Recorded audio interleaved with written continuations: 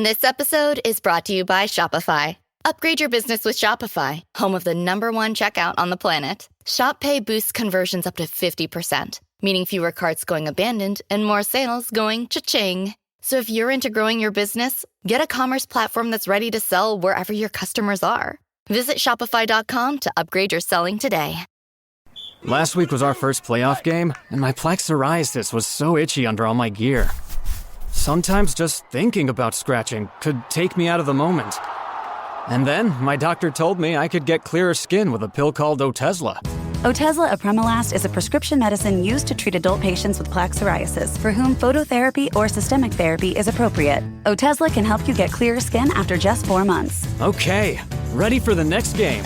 Talking to my doctor about a pill was a total game changer. Don't use Otezla if you're allergic to it. Get medical help right away if you have trouble breathing or swallowing, swelling of the face, lips, tongue, throat, or arms. Severe diarrhea, nausea or vomiting, depression, suicidal thoughts, or weight loss can happen. Tell your doctor if any of these occur and if you have a history of depression or suicidal thoughts. Live in the moment. Ask your doctor about Otezla. Call 1-844-4-OTEZLA or visit Otezla.com for prescribing info about cost, and more. This is a Rogue Media Network podcast.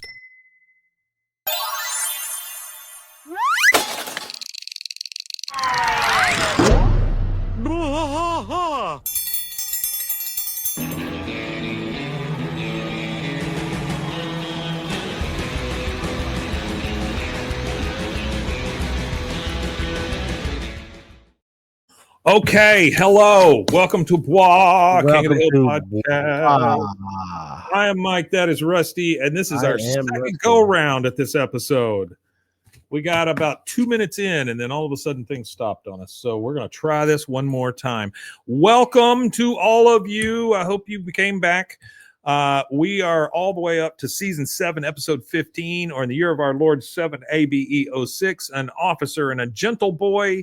Originally aired Sunday, March 9th, 2003. When Bobby repeatedly disobeys Hank, he is forced to attend the same boot camp Cotton went to in his youth. But to Cotton's horror, the once draconian facility now mollycoddles its cadets. This was directed by Gary McCarver, Clay Hall. Everybody says still looking fresh. Thank you very much. We appreciate that. Fresh. This was directed by Gary McCarver and Clay Hall. Writers are Mike Judge, Greg Daniels, and Dan Sterling. And you said something about Dan Sterling when we did this before. Yeah, so Dan Sterling, he actually wrote the movie The Interview with James Franco and Seth Rogen, those films, yeah. And then he also wrote The Long Shot, which was also some kind of romantic comedy or whatever with Seth Rogen in it. But he also worked on Sarah Silverman Program, and he worked on The Office too. So yeah, he was he's definitely been around as far as this stuff goes, which is great. And you start to see kind of that family develop of all these people that worked on The Office and all these different projects together. Yeah, he worked on that too. Yeah. All right, so we're at the Hill House. We're in the hallway. Hank and Peggy Peggy's taking pictures of Hank. He's standing there with a little present. You can't really tell what it is at first, but she's taking pictures of him with this present with a bow on it. And he goes, "I bought this whetstone the day Bobby was born. I can't believe he's ready to sharpen his first mower blade." I mean, how exciting for the entire family. Exciting for all, yeah. That was I'm telling you. That was never something that I just was like, "Hey, let's go do this." That's not my thing. I would run over big things and break the mower on purpose so I wouldn't have to mow. Yeah, that kind of stuff. Yeah. He knocks on Bobby's door. He goes in there, and Bobby's still in bed, but he's playing video games, just kind of hanging out of the bed, playing these games. And he goes, "Son, you're a teenager now on your way to becoming a man. This will help you on the journey," and hands him the present. We now know it's a whetstone. It is a whetstone. Bobby takes it and says, "Wow, I've always wanted one of these." He unwraps it and immediately goes to his feet and starts using it as like a pumice. Which is kind of gross. It's kind of gross, but it's funny. Hank says, No, stop that. This is for sharpening mower blades. You'll sharpen every Saturday, and when you've shown me you can handle the responsibility, you'll get to use those blades to mow the lawn. Oh, boy, what a neat deal. Artie is asking if you got his notes. I haven't looked, but I'm sure, okay. Yeah. Okay. And then Bobby says, "Oh, okay." And so he puts it off to the side and he stacks it on top of those video games that he's playing. And he goes, "Hey, don't put it down there." It falls off, cracks in half, and Hank is mortified just simply because he's been holding on to this thing since Bobby was born. Right? Yeah, no, it's like this family heirloom. It's become like a little heirloom thing. Hey, Black Ant, welcome back. Also, I want to say about this episode too. So for me, when I look at the show or I think about the show, of course, it's about like a bunch of families in a neighborhood. But to me, it all boils down to the end of the day, to the core of the show is the four friends, Hank, Boomhauer, Dale, and Bill. So that's what's unique about this episode is that all the episodes we've watched and will watch, this is the only one that does not have Dale, Bill, or Boomhauer one at all in it. Yeah. It is odd. Like I had said earlier, I didn't even realize it until I was done with the episode and went back, to do some other stuff that none of the guys are in it. I mean, honestly, there's not a ton of characters in this show at all. That's very, very minimal, but I think that's like a part of the isolation thing because the show kind of has Bobby talking about Bobby's isolation and then talking about Cotton's isolation. And I feel like that's a part of it maybe is to eliminate a lot of the characters in the show to give an isolated feeling to the ones that are in the show. Cotton is isolation, I mean, he's just is isolation. Yeah, Black Ant, it'd probably be safe to say this is probably the one that he's not in. Yeah. Whenever there's low secondary characters or tertiary characters in the background, it's probably not going to have Johnny Hardwick because he does voices. He does random little voices for people.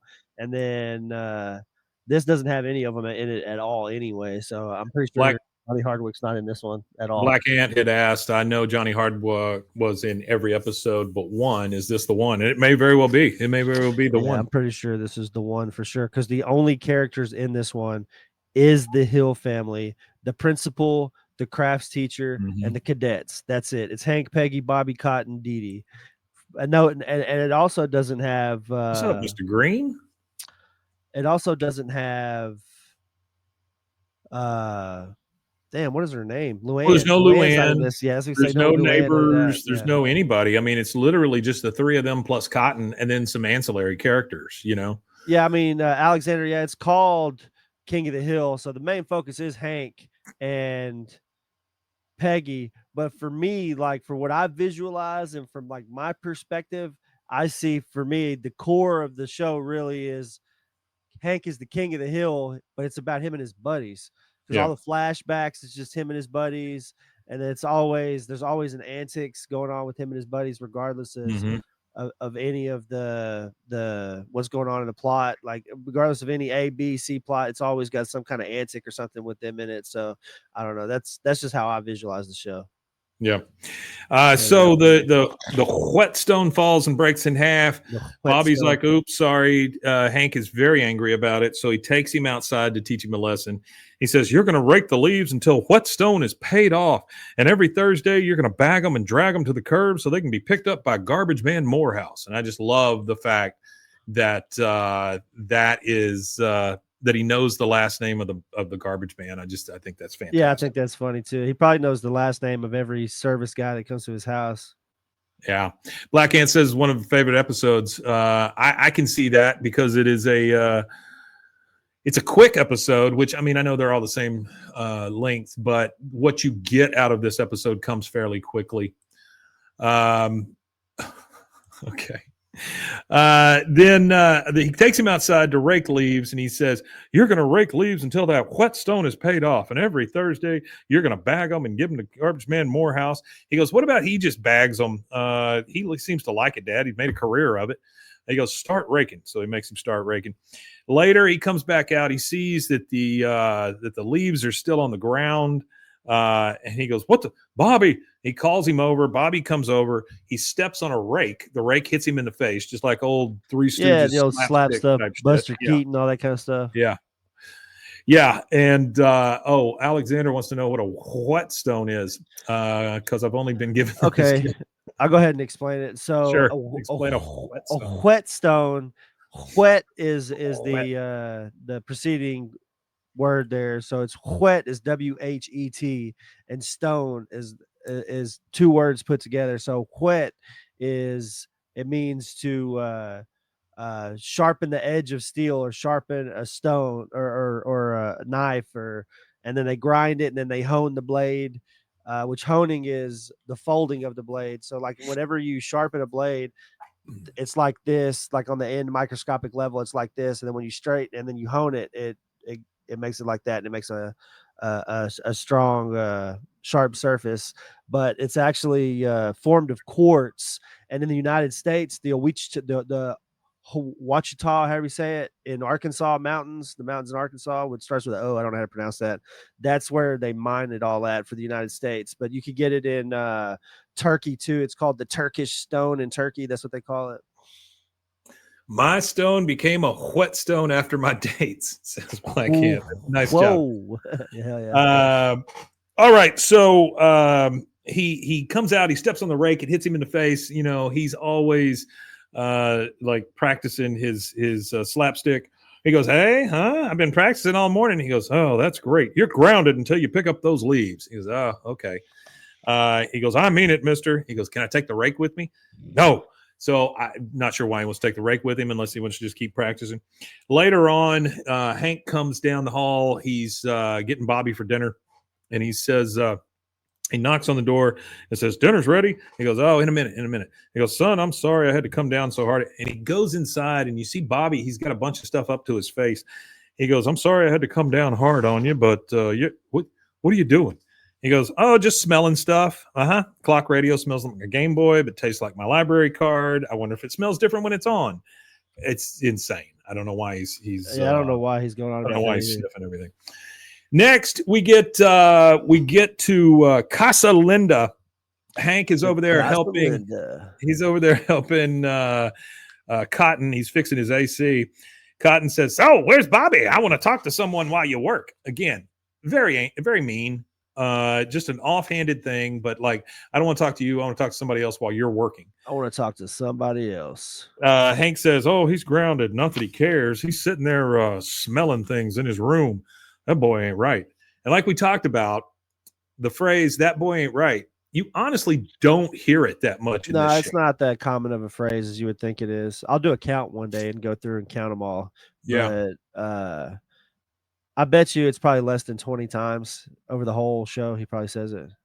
Artie says he's a mean kind of funny. You're absolutely right about that. You got the over-under on that. He goes, "That boy ain't right." He goes, "Don't blame Bobby. You've been babying him ever since he was a baby." Well, he was a baby. He says, "I don't baby him. I've explained responsibility to him 100 times." To be fair, he kind of has like tried to teach him. He has. Yeah, he has. Every chance he gets, he tries to instill a lesson in him, which is part of the show, you know. But Artie says that's how Buck described him. That's absolutely right. Yeah, that is how he described him. So he goes, "Explain. You don't explain responsibility to a child. You pound it into him with steel-toed boots." I'm not sure that's the way you do it either. He says, he goes, "Don't well, recommend." I don't. Yeah. He goes, "I don't really know." He goes, "I know. I'll tell you. We got to chisel a man out of the baby fat via Fort Burke Academy. That's what worked for me." Hank says, "Yeah." He looks at a black and white picture of himself, and he's kind of reminiscing, you know, but also he's kind of teary-eyed or whatever. He says, "Oh, I always wanted to go to the academy." He goes, "And I wish I could have sent you. Unfortunately, you were such a bumbling moron. I couldn't vouch for you." Again, very, very angry. That's awful. Don't understand. Hank says, "I think I would have made a great cadet." He goes, "Nah, you wouldn't have been no good. But if you'd gone, you'd know how to handle Bobby. Yep, even the academy 2-week boot camp does more than most parents can do their kids in a lifetime. Now, Bobby, he'd make a fine cadet." And he looks at a picture of him, and it's Bobby on the beach, and Bobby is sticking his tongue out. He's got his eyes crossed, and he's just making a face for the camera. I'm not sure why he thinks that Bobby would make a great cadet, but okay. He has decided that, so that's good. I think it's his ability to put up with discipline. I think that's what it is. His ability. It could be. It could very well be. And we learn at the end of this that he's pretty damn tough. Yeah. All right, so later on, they're in the bedroom. They're getting ready for bed. Peggy is ironing, which is not something you see very often. Yes, he does have a sailor hat on as well, Mr. Green. And Hank's in bed. He's talking to Peggy. Peggy says, I do not know how Bobby gets his cape so wrinkled. Cape, number one. That is, it's always a red flag when your child owns a cape. Hank says, yeah, I don't know what to do about him either. Would you think about letting the instructors at Fort Burke take a crack at him? She goes, Cotton's old school? Sure. And then maybe we could send him to Cotton's old POW camp. He goes, Peggy, I talked to the principal and he assured me that they're tough, but not rough. He spent a long time on the phone explaining the distinction. Now, come on. Today, you're ironing his cape. If we don't take drastic action tomorrow, there'll be a top hat in the picture, which I think Bobby already owns a top hat. Yeah, probably. So they're talking about in the chat, they're talking about Bobby turning 13. Yeah. Yeah, Bobby turned 13 forever ago, honestly. He turned 13 in I think his season, whatever season was late 2000, season 3 maybe, but it was in that episode, I Don't Want to Wait for Our Lives to Be Over. Okay. I'm trying to think of what season that was in, but that episode or whatever, that's when Bobby, that was when he had his well, he's got a point though. He does say in the beginning of this episode though, Hank says to Bobby when he gives him the stone, he's officially a teenager. And Bobby actually ages up 3 years in a span of a few seasons. Like season 5, he turns 13, but there's two episodes. There's one episode where he turns from 11 to 12 and then from 12 to 13. Artie's right though. It does sound like lawyer language, tough, not rough. Yeah, tough, not rough. I mean, it does sound like something you'd have to say because there was a lawsuit of some sort. Okay, so now we've got we see Bobby putting marshmallows in his cocoa in the kitchen, and in comes Cotton and Hank. Hank's got a little gift. He goes, Bobby, it's your Gampy. We got a little present for you. I just love the fact that it's Gampy and Ging Ging. Bobby says, hi, Ging Ging, what'd you bring me? He unwraps the present, and it's a uniform. So he's officially going to the old school. He goes, wow, a costume. You want the truth? You can't handle the truth. It's perfect. And he thinks that they've just given him a costume to play around in, I guess. Cotton says, that ain't no costume, boy. It's a uniform. Standard issue for all cadets at Fort Burke Academy. He goes, huh? He goes, yep, we're giving you the privilege of attending the Academy's 2-week boot program. Enjoy your spring break, son. Good God, it's a spring break. Oh, no. That's a horrible way to do somebody for spring break. Boy, oh boy, that's rough. He goes, boot camp. Can't we work something out? What if I agreed to a spanking? And Cotton says, oh, you can have both. I mean, like it's a present. You know, you can have a spanking and you can go to boot camp. Later in the day, they're driving. They're in Cotton's car, which is weird, kind of weird. Yeah. They're not driving yet. They're still in the driveway. Bobby's in the uniform in the back seat. He's got the whole thing on. And Peggy is like seeing him off. She goes, I'm not sure what this means, but I once heard that when you're stuck in an unpleasant situation, it helps to lie back and think of England, which I don't know where that came from. Yeah, I've never heard of that. That's funny, though. Cotton says, that's enough. Hank's wife, you got more feelings to express in the kitchen. Go put them in a bundt cake. Yeah. Okay. Now. Oh, wow. Okay. So the phrase lie back and think of England is actually it's a trope. It's actually a TV trope. And it's like where a character is zoning out because their partner is incredibly bad at sex.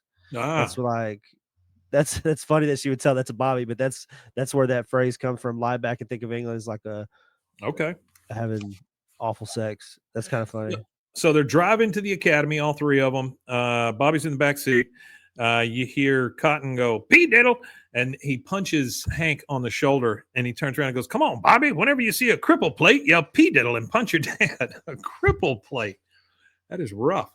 Okay, here's a little deeper explanation for it. So, the "think of England" portion of the phrase carries the assumption that submitting to sex is not only a marital duty but a social patriotic one, presumably because both maintaining a stable household and bearing English children were assumed to be a part of a woman's duty to her country.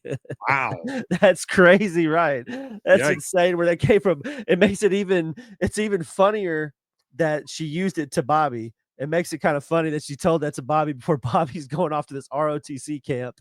But it's a literary thing that shows how intelligent some of these writers are, these little quips and these little things that they put into the show like this. Yeah, that's pretty damn funny. So they are on their way, and the fact that that Cotton thinks it's fun to see a handicap plate and punch somebody in the arm for it. That's a great game. Bobby says, I'm not in much mood to play games, Grandpa. He goes, come on, boy, take your tee-hees while you can. Take your tee-hees while you can. Soon enough, all the silly is going to get beaten out of you for good. Hank says, you'll be fine, Bobby, but you start crying, just try to push the tears onto your forehead so it'll look like sweat. I don't understand that phrase. I don't know how you do that. Not real sure how you push tears onto your forehead, but all right. Cotton says, in my day, the principal was the meanest son of a bitch God ever put on one leg. He'd lean on the desk with both hands, swing his leg at you. Then when you were standing there shocked that a one-legged man had kicked you, he'd bite you.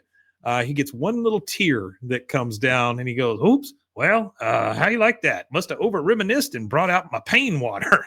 He goes, my pain water. The funniest thing to me is that after he's had just the slightest emotion, he goes, P diddle. I mean, just like he's all depressed now. So his P diddles get worse.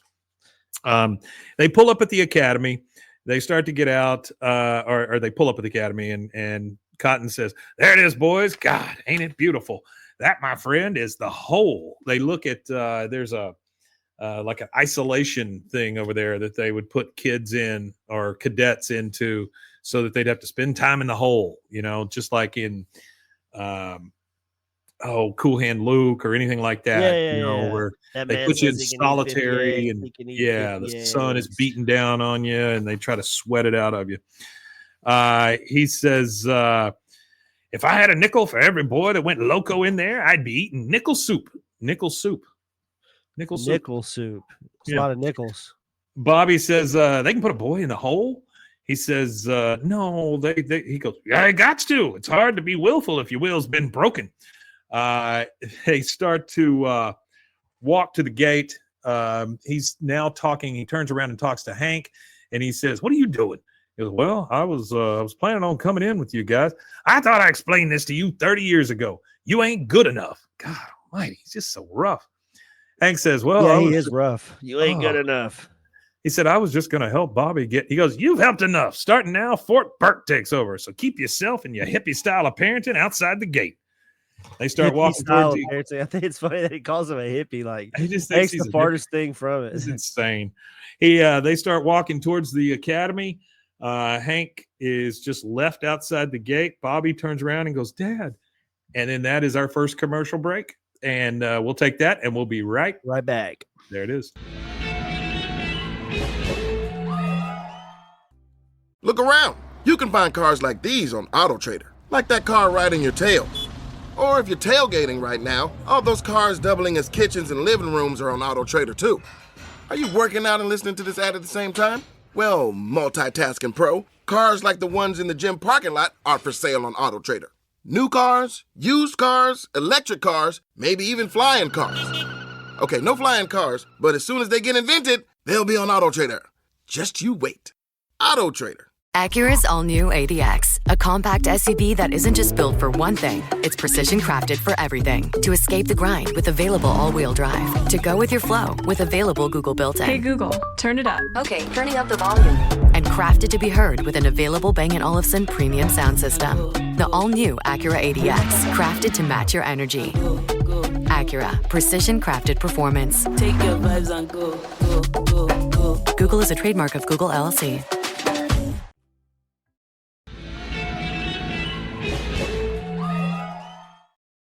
Hello, and we're back. We are back. We left Hank outside the gate. Cotton and Bobby are walking towards the academy for Bobby's big adventure. And now we see a big group of people dropping off a bunch of other kids. And they walk up to it. Cotton says, "Good Lord, they're going to have to get bigger sticks to beat the frosting out of these fatties, but they'll do it." Again, not a nice man. He's just not a nice man. Not a very nice guy at all. No, definitely not. The instructor or sergeant or whatever he is comes up to him. He goes, "Colonel Hill, it's been an honor. It's an honor to finally meet our most decorated alumnus." Man, I almost got that out. He goes, "You're darn skippy it is, but I don't want my boy getting no special handling." He goes, "Oh, I assure you, Colonel, he'll get the standard treatment." Now, the guy who does this guy's voice, I cannot for the life of me remember his name, but I know exactly who the guy is. He's balding on top. He's been in Phil Hendry. Is that who it is? Yeah, it's Phil Hendry. He has been in so many Coach things. Sowers. He does Coach Sowers, a Big Jim, and all them guys. He was if I'm Willie not Lane. Yeah, if I'm not mistaken, he's the same guy that was in *Halt and Catch Fire*. I don't know if that's true or not. If it's the guy that I'm thinking it is. What's it called? *Halt and Catch Fire*. It was on AMC. It was about the beginning of the computer industry. It was a very good show. It was a drama. I think it went for 3 seasons or something. But he was like the Texan original guy who started the company or whatever. But I believe it's the same guy. But anyway, they get they get in the Jeep with this guy and they leave. He goes, "Well, boy, may God bless you. Not that it would help you in here." And then they drive off and they leave No, Bobby. it's not there. him. You're talking about Toby Huss. Okay. Is that not Toby Huss who does this voice? No, it's Phil Hendry. Okay. He's the Phil Hendry show or whatever, radio. He was the radio guy. Toby Huss. Oh, yeah, you're right. Toby Huss. Boy, he has been in so much stuff. You talk about a guy who made a career out of being a character actor. Yeah, Toby Huss is definitely that guy. So they drive off, and he's talking to the other instructor or whatever this guy is, and he goes, "I can hardly wait to see my grandson all toughened up. You think you folks could mail me copies of his daily beating logs?" He goes, "Colonel Hill, you do realize things have changed since your time here." He goes, "All right, you can email them to me." He doesn't even really think about. He doesn't really think about what this guy has said. Now, yeah, he doesn't understand that they no longer. They don't abuse each other anymore. Yeah, they chill out now. It's a little chiller. Yeah. Artie says Cotton calls people fatty a lot. He served with 2. That's absolutely true. And then, these Alex and Arthur both got the fact that was Toby. Okay, so we're now in the barracks later, and the guys have all gotten their stuff in there, I guess, and they're all set up to do to go to sleep, spend their first night in this hellhole. Or what they think is going to be a hellhole. And the drill instructor is in there. "Lights out. I suggest you get as much sleep as you can before the senior cadets come by to welcome you." Ha ha. And he just leaves laughing, right? And so you think, just laughing, yeah.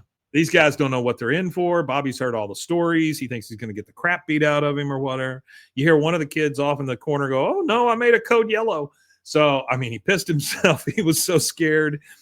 And then Bobby looks at this other kid and he goes, "Oh my God, my grandpa told me they come in and beat you with sacks full of frozen oranges." That's crazy. That's kind of alludes almost kind of to Full Metal Jacket or whatever. Yeah, that's what Artie just said. He thinks it's going to be Full Metal Jacket. Yeah. He goes, "Oh, dang, someone's coming in. Lie back and think of England." Well, that's the second time we've heard that. There we go. Heard it again. And he sits there and he's talking to himself. Hugh Grant, Spice Girls, Paddington. Paddington's the one that really gives him the clarity and the comfort. Yeah. Toby is the voice of Cotton. Oh, okay. I didn't realize that. All right. He says some guys come in and there are obviously other cadets there and they're banging on trash can lids and making all this noise and stuff. And then they leave. And the other boy looks at him and goes, "I don't get it. What was that supposed to be scary?" Bobby says, "Well, 5 more minutes like that, and I guess it might have caused some hearing damage."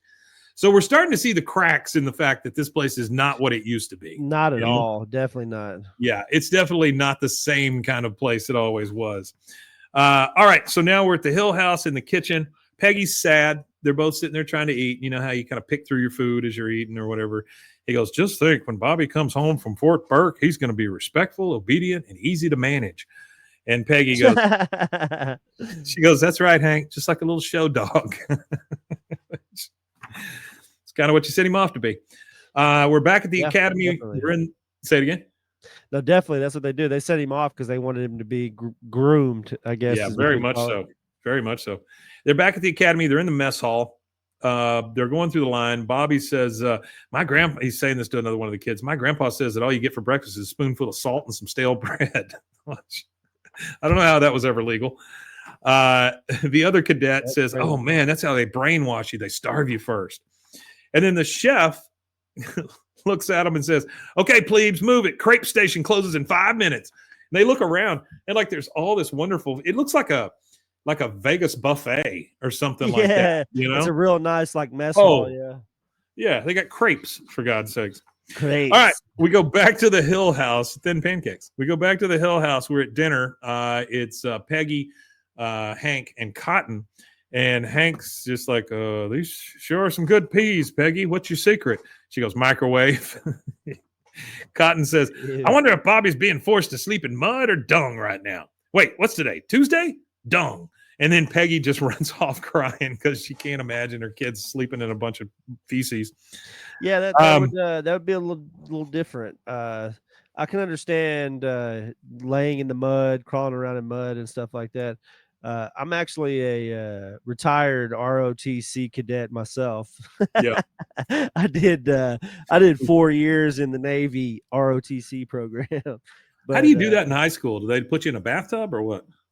No, we actually we got to do some cool stuff. So we did a boot camp like program. We kind of got shafted my freshman year on it because for some reason they had to do it at the school. Mm-hmm. Generally, they would go out to Fort Parker and rent cabins out there, and we would do it all out there. But like the one year that I was a freshman, we did it there. But every year after that, it was in Fort Parker. But we would do like drill that we would wake them up screaming because I got to scream and yell at them and stuff and wake them up. But you would wake all the freshmen up at 4:30 in the morning, and then you'd go run them for like an hour at 4:30 a.m. and then feed them breakfast and then you would go in since you're at the lake, you would teach them how to float with pants, like our uniform pants and stuff like that. Teach them how to float and all that kind of stuff. It was kind of cool. It was a neat experience. I got to go on a minesweeper in Corpus Christi. I got to go on like a ship down there. We got to go to different military bases and see some cool stuff. Got to fly in a C-130 from Abilene. And they opened it up. So like we're at like 10,000 feet, and they like open up the load door while we're sitting there so we could see what it would look like if you were like working on a C-130. Artie wants to know how many kids you beat with frozen oranges. I didn't beat any kids with frozen oranges, but there was these 2 kids that were roughhousing, and frozen peaches. I wasn't mad at them or nothing, but one of them bumped into me really hard, and I was like, if you throw your head into the side table right there, like your forehead into the side table, you won't get in any trouble. And he did it. I didn't really think he would, but he actually did it. So. Good God. All right, so we're at the academy. Hank and Peggy are outside now. She has to see her son. She's out there ringing the bell outside the gate. She goes, no one's answering, Hank. Oh, they're probably bound and gagged. Oh my God, what if the wires from this doorbell are connected to his nipples? It's worse than I could have imagined. She starts to kind of scale the gate. The guy comes to the gate. She is on the gate when the guy opens it. And she goes, we demand to see Bobby Hill. Hank says, Peggy, protocol. Sir, permission to see Cadet Hill while keeping a respectful distance from the grounds. The instructor, same guy who came at the beginning, said, oh, you're his father. We talked on the phone. You're welcome in. He goes, I am? He goes, of course you are. So's your lawyer. We have nothing to hide. So, again, Artie's absolutely right. This is definitely they've been sued a couple of times. They're now walking on the academy grounds, and the instructor says, your concern for your son is perfectly normal, but I can assure you Cadet Hill is excelling here. Bobby runs up to him. Mom, Dad. Peggy's like, Bobby, honey, are you okay? Blink if you're not. He goes, I'm great, ma'am. And then the instructor says, Cadet Hill, why don't you take your parents to survival crafts class? Hank says, "Oh, I can attend the class at Fort Burke. Well, I won't let you down, Bobby. I mean Cadet Hill." Hank is very excited because, again, everything in his life is trying to prove to his dad who he is. Now they're in this classroom, and it's obviously just a pottery class. Absolutely, that's all it is a pottery class, and I think it's hilarious that they take pottery and they militarize it and was survival crafts. Call it survival crafting because you know if the world goes to shit and you need to know how to drink water, you know, you can make your own bowl. So or the earn, make an urn. The instructor in there says, on the battlefield, you may find yourself stranded without enough water to survive, but with sufficient quantity of mud, you will have the ability to create your own bowl, pot, or decanter, or beaker to collect rainwater. He walks over to Hank and goes, "Very nice work, Mr. Hill. We'll make sure to have that glazed before you go." Hank turns to Peggy and goes, "Did you hear that, Peggy? I'm doing it. I'm Fort Burke material." So he made a bowl. Next thing we see, they're back at home, and Hank is sitting there in his chair watching TV with Peggy, and he's drinking out of the bowl like it's a damn cup or something. He's using that stupid bowl he made. Poured his beer in it, and he's sitting there drinking his beer. Yeah, he's drinking it out of the stupid bowl. Let's see. Artie says Cotton has a story where he collected rainwater in his upturned eyelids. It's absolutely true. Yeah, he didn't have any mud. He didn't have enough mud to make a bowl. Certainly didn't have any glaze with him. So they're there, and Hank's drinking out of his dumb bowl, and Cotton comes up and goes, "Where's dinner?" He goes, "It's 3:00, Dad." He goes, "I can't eat excuses. You heard from Bobby." Hank says, "Yeah, he's surviving." He goes, "Surviving? He's got too much of you in that one to be in surviving at Fort Burke," pointing at Peggy. He goes, "Even I barely survived, and I didn't have Gas Monkey or Sasquatch for parents." That would be a good shirt. That would be a really good shirt. Have Gas Monkey and Sasquatch? Yeah, but it would be like a propane tank with like a monkey tail on it, and then it would be Sasquatch, but with Peggy Hill's glasses on. That would be very nice. Yeah. Peggy looks at him and goes, "I will have you know, Cotton, that Bobby is thriving. We went to Fort Burke yesterday and saw him." He goes, What in the name of Ned? They ain't supposed to let you two on campus." She says, "They're required by law, and we sat in on one of the classes. Hank, show him the bowl you made." He goes, "What the? You made a bowl?" He goes, "Well, yeah, it's a combat bowl. Bobby made one too. A combat bowl. Bobby made one too. Combat bowl? The only bowl he's supposed to make is from a hollowed out skull." That is absolutely my favorite line in this entire show. The only bowl he's supposed to make is from a hollowed out skull. Now, Cotton is driving to the academy. He is That's obviously a little bit extreme. Yeah. It is very extreme. He's driving to the academy. He's obviously very pissed because this is not the way it's supposed to be. They're supposed to beat these kids to death. He gets there and he sees the hole, right? The structure that's set up as quote unquote the hole, and he's talking to it and he goes, "How you doing in there, you poor saps?" He thinks it's funny. He looks in it and all he sees are Christmas decorations shoved in this thing. Yeah. And he goes, "What the?" And then he walks up, he pushes his way to talk to the instructor and goes, "Is that all the respect you got from me? You go and turn my childhood home into a giant sissy factory? How's my grandson supposed to toughen up with you candy in his ass?" And then the instructor, general, whatever he is, says, "Sir, when I got here from Antioch College," "You're fired. Get out." He goes, "You can't fire me." He goes, "Is that a fact?" Obviously he can, which I don't really understand. He makes this guy leave, and then Cotton just takes over the place. So later in the office on the phone, they're in there and he goes, "Okay, Powder Puff, I'd like you to speak to Clean Latrine Jean, who happens to be the chairman of your board of trustees." The guy looks at the phone. He's like, "Oh, General Gene Jefford?" He goes, "That's right." He goes, "Hello. Yes, sir. Very well. Can I keep the desk chair?" He goes, "Thank you, sir." And he just pushes the chair right out the office. And this dude is gone. I mean, he's just done. Done. Absolutely. Yeah. So Cotton's got some power. Cotton's got some actual power. Yeah, he pulled. He did some pull with old Clean Latrine Jean. Clean Latrine Jean. Next thing we see is a group of the cadets out there playing hacky sack, which I'm assuming they were only supposed to play with testicles or skulls. Yeah. And one of the kids says, "Hey, after this, let's go to the mess and get a smoothie."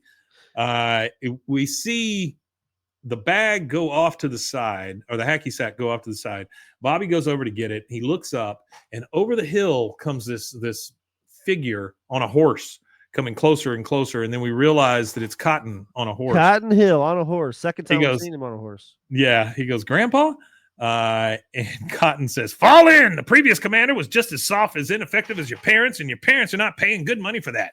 Now I'm here to make sure they get their money's worth with interest. And they all just kind of gasp.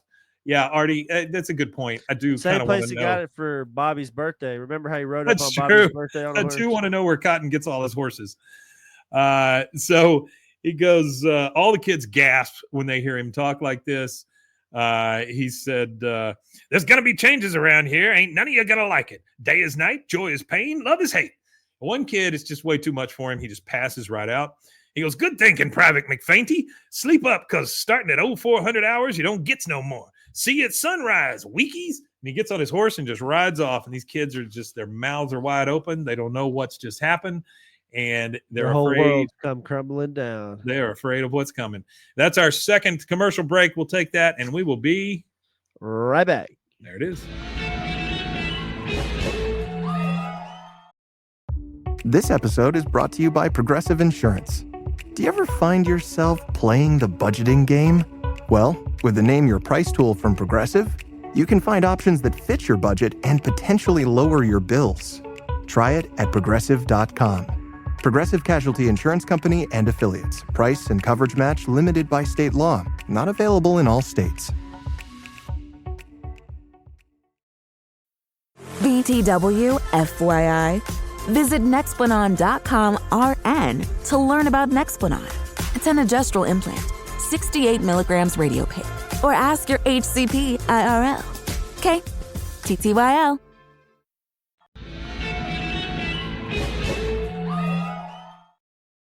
Hey, and we're back. We are on the downhill slide on this sucker. We are the next morning. We're still at the academy. We are. And we're out there raising the flag. And then we see Cotton in the office. Bobby comes in sock feet and his undershirt and shorts, which I thought was kind of weird. He comes in and he goes, state your business. He goes, Grandpa, Gampy, Ging Ging, it's Bobby Ging, here. ging. Your Bing Ging, Bing. ging. He goes, Ging Ging, it's your Bing Bing. He goes, I ain't your Ging Ging. You ain't my Bing Bing. And if you think I'm giving you special treatment, well, you're right on target. He goes, good, because I told the fella, hush, boy, I will special treat you to a double dose of pain. Why? I want you to come out of this cauldron of burning hell the best damn cadet you can be. He goes, well, thanks, but you don't have to worry about that. All we really want is the phone service back and the mattresses for our beds. He goes, quiet. Now, your daddy tells me you have a problem raking leaves. Well, I guarantee you won't have a problem raking leaves after you picked up every leaf on this campus with a fork. And he holds up a fork to him. Later, we see Bobby. I don't know what that really teaches, honestly. I don't know what kind of reinforcement that would do. That would just make me hate somebody. It just frustrates a kid, is what it is. It just frustrates them and makes them angry. Later in the field, you see all the leaves. Bobby's just farting around out there. He's stuffed his whole shirt full of leaves. He's just kind of wallowing around like the tire guy or whatever. What's that guy? Not Firestone. Oh, Michelin Goodyear. Like the Goodyear, huh? Michelin Man. There you go. Yeah. God, I went through all the tire kinds. He's just kind of waddling around out there. Cotton comes up and he goes, what the hell are you doing, boy? He goes, well, you gave me a fork, so I figured I'd eat the leaves. And he just kind of, yeah. He goes, boy, am I stuffed? And he just looks around. He's got all these leaves. He goes, I'm just kidding, Grandpa. And he empties his shirts of all the leaves. Maybe this is my fault for not properly motivating you. If it's food you want, he goes, oh, I could eat. So he takes him into the mess hall, and there is a huge pile of food sitting in front of Bobby. And he goes, you don't want to rake the leaves, then maybe you need more energy. That rotten pile of backwash is all for you, boy, and you're going to keep shoving it down until it starts coming up. He goes, okay, and he just starts eating it. Artie's got a good point here. He says Cotton punishing Bobby through all of these trials is kind of like Richard Gere in doing push-ups in Officer and Gentleman when they're hosing him down and stuff. Oh, yeah. When they're hazing him. Yeah. So he's eating and eating and eating. And I really think it's funny that he tries to punish him, and it's just like Bobby is like concrete. Bobby's stalwart, man. I mean, he's something else. Time passes. He's still eating a little bit. And then he kind of sits back and you think, oh, okay, well, it's finally got to him. Well, no, he just loosens his belt and starts eating again. Yeah, he's good to go. This really pisses off Cotton. He goes, dinner's over. Now I'm going to give you something cold for dessert. He goes, okay. He takes him outside, and he's got a giant block of ice, which he makes Bobby sit on in his underwear. And he goes, anything cracks if you freeze it long enough. Time passes, and we know this because they come back around to Bobby, and Bobby has sunk down into the cube of ice. Like it's a chair, yeah. Yeah, because, I mean, his body heat has it's sunk him down into it, and time has passed. Bobby running hot. He goes, how you doing, boy? He goes, I'm okay. Mom says I'm naturally built for winter climates, which he's a hefty boy. He goes, God dang it, you're getting in the hole. The hole's what broke me, and that's what's going to break you too. So he takes him over to the hole, and we see that the sun is out. It's very hot out there. He's going to try to put him in there so that he wants to break his spirit finally. Yeah, I don't understand why, like, all basic training is in the military is to make sure you're physically fit and brainwashed. Yeah, for the most part. It's just so you'll follow orders. Yeah, like not think about it. So he takes him over to the hole, and he goes, time to say goodbye, soldier. Go in and get your grow-up box.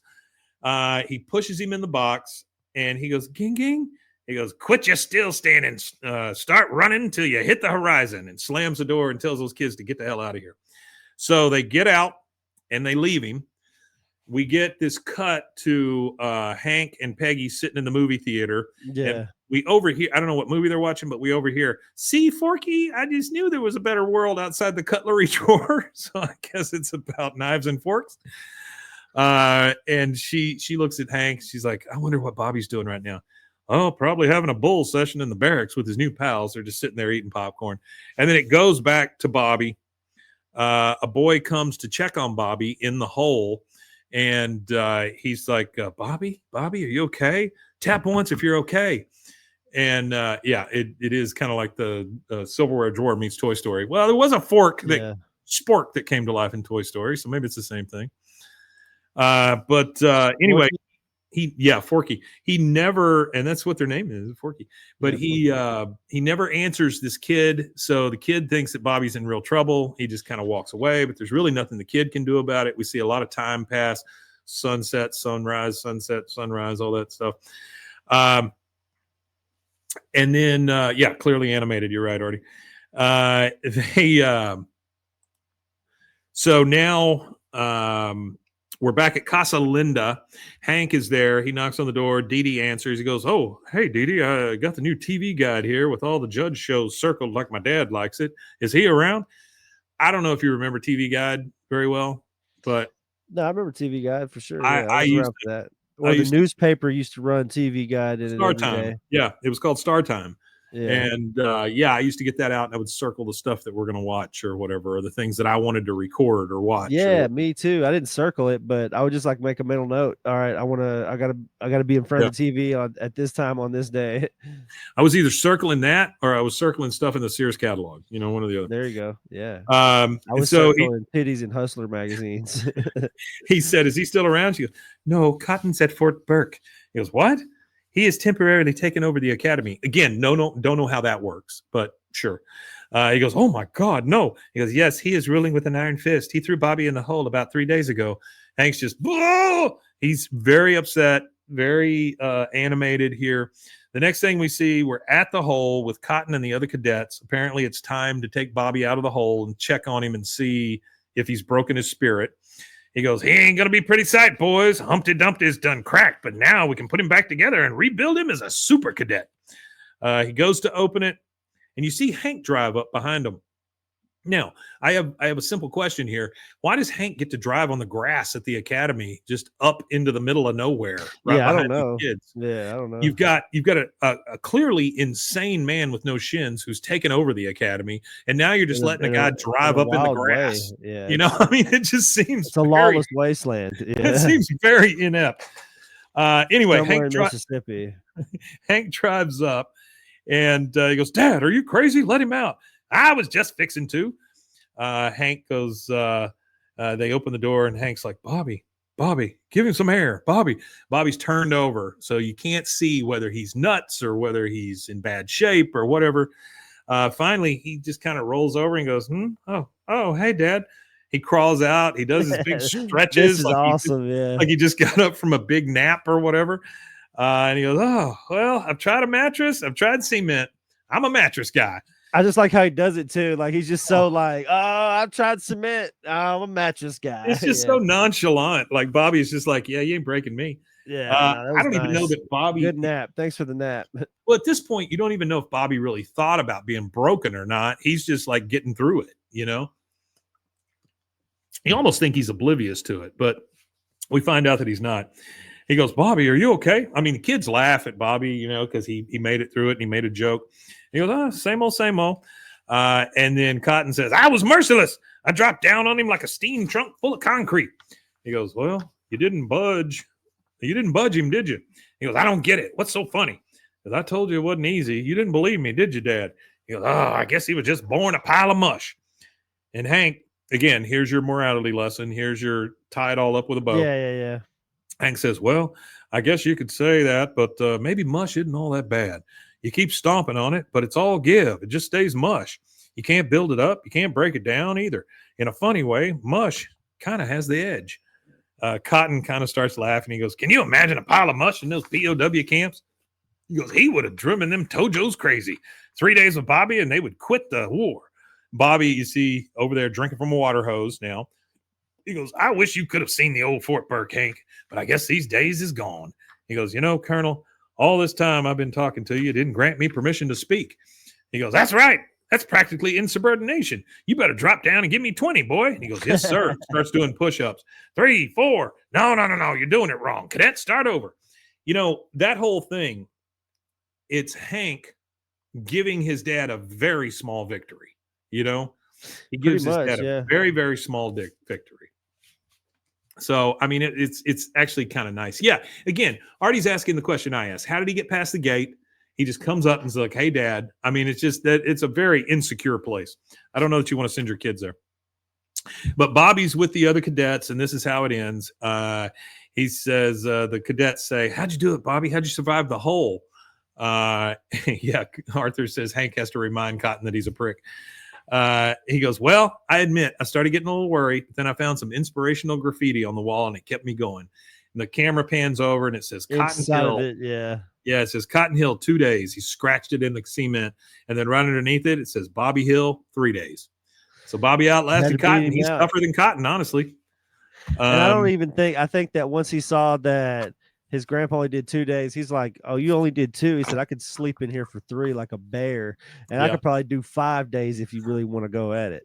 Bobby's pretty amazing when it comes to that kind of stuff. Bobby doesn't let a lot phase him except for love. Love is definitely Bobby's Achilles heel. Smearing chocolate on his chest and all that. Yeah. But we get our credits, and then afterwards we go, what? You made a bowl? And that's it. A bowl. Yep, that's the entire thing. That is the entire thing. But we want to thank you guys for sticking with us. This one had a little bit of a rough start. We had to start over, but we're all good now. We made it. This, again, was season 7, episode 15, 7ABE06, An Officer and a Gentle Boy, originally aired March 9th, 2003. Yep. You want to tell them where they can find us if they want more? Yeah, if you want more, you can find us at BWAAA. KOTH on all social medias, and go ahead and send us in some emails with suggestions, whatever you got going, at BWAAAKOTH at gmail.com. That's BWAAAKOTH. And that's pronounced all right, and we will be back on Friday with a That Ain't Right Friday. We got 2 episodes here in the coming weeks, this one and the next one, that are very Bobby centric. So our Fridays are going to be a little Bobby reminiscent as well. Bobby-esque. Bobby-esque. So thank you guys for joining us, and I think there's just one thing left to say. Wimatanye. Wimatanye indeed.